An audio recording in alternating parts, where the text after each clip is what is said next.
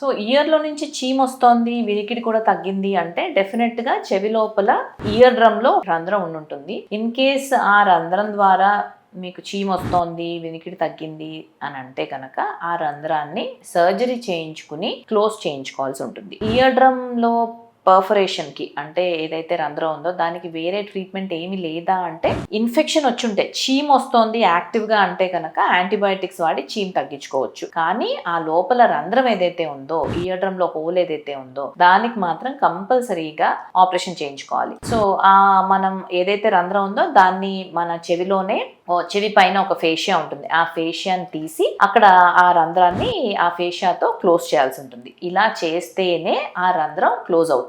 So ఏ medicines తో కానీ దేంతో కానీ ఆ రంధ్రం దానంతట అది క్లోజ్ అయ్యే అవకాశం ఉండదు. ఇఫ్ ఇన్ కేస్ ఈ చెవి లోపల రంధ్రం పడింది బికాస్ ఆఫ్ ఏమన్నా దెబ్బ తగలటం వల్ల కానీ, అప్పటికప్పుడు ఇన్ఫెక్షన్ రావటం వల్ల కానీ, అంటే ఈ జలుబు వల్ల అప్పటికప్పుడు ఇన్ఫెక్షన్ వచ్చింది, దాని నుంచి చిన్న రంధ్రం పడింది, ఆర్ ఏదైనా దెబ్బ తగిలింది, స్లాబ్ కానీ లేకపోతే ఇయర్ బడ్ వాడటం వల్ల కానీ లోపల ఏమైనా రంధ్రం పడింది అంటే అది మాత్రం ఒక 3-4 వీక్స్ లో దానంతట అది హీల్ అయ్యే అవకాశం ఉంటుంది. బట్ ఎప్పటి నుంచో క్రానిక్ గా అంటే చాలా సంవత్సరాల నుంచి, నెలల నుంచి ఇలా చీమ్ కారుతోంది, వినికిడి కూడా తగ్గిపోయింది దానివల్ల అంటే కనుక ఆ రంధ్రాన్ని కంపల్సరీగా క్లోజ్ చేయించుకోవాల్సి ఉంటుంది ఆపరేషన్ చేయించుకుని.